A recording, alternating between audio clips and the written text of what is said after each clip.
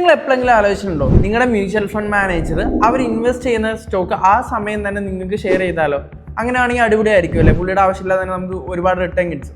ഇത് ആക്ച്വലി സ്കാമാണ്. ഇതാണ് Kuan mutual ഫണ്ടിന്റെ കേസിൽ ഈ ഇടയ്ക്ക് നടന്നിട്ടുള്ളത്. ഡീറ്റെയിൽ ആയിട്ട് ഞാൻ പറഞ്ഞുതരാം. ഒരു മ്യൂച്വൽ ഫണ്ട് മാനേജർ മേടിക്കേണ്ട സ്റ്റോക്ക് ഡീലറിനാണ് കൊടുക്കുന്നത്. ഡീലറാണ് ഈ കാര്യങ്ങളെല്ലാം എക്സിക്യൂട്ട് ചെയ്യുന്നത്. അപ്പോൾ ഈ മ്യൂച്വൽ ഫണ്ട് മാനേജറിനെയും ഡീലറിനെയും കണക്ട് ചെയ്യുന്ന ഒരു ഡെസ്ക് ഉണ്ട്. അതിനാണ് ബ്ലൂമർ ഓർഡർ മാനേജ്മെന്റ് സിസ്റ്റം എന്ന് പറയുന്നത്.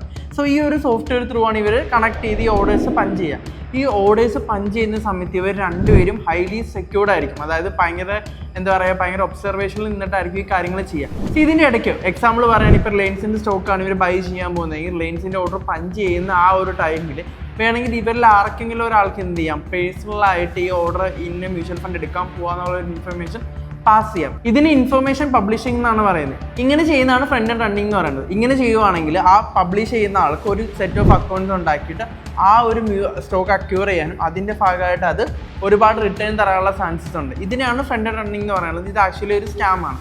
പക്ഷേ ഇത് മ്യൂച്വൽ ഫണ്ട് സീരീസിൽ ഒരുപാട് നടക്കുന്നതാണ്. ആക്സിസ് ബാങ്ക് ഈ ഇടയ്ക്ക് ഫ്രണ്ട് റണ്ണിംഗ് കേസിൽ ഇഷ്യൂസ് ഉണ്ടായിട്ടുണ്ടായിരുന്നു. സ്വാഭാവികമായിട്ട് നിങ്ങളുടെ മനസ്സിലുള്ള ചോദ്യമാണ് ഇത് മേടിക്കണം വിൽക്കണം എന്നുള്ളത് അല്ലേ? നിങ്ങൾ കണ്ടിന്യൂസിൽ SIP ചെയ്യുന്ന ആൾക്കാരാണ്. നിങ്ങളുടെ SIP കണ്ടിന്യൂ ചെയ്യുക. വലിയ രീതിയിൽ ഈ ഒരു ന്യൂസ് ഒന്നുകൊണ്ട് അഫക്റ്റ് ചെയ്യാനുള്ള ചാൻസസ് ഇല്ല.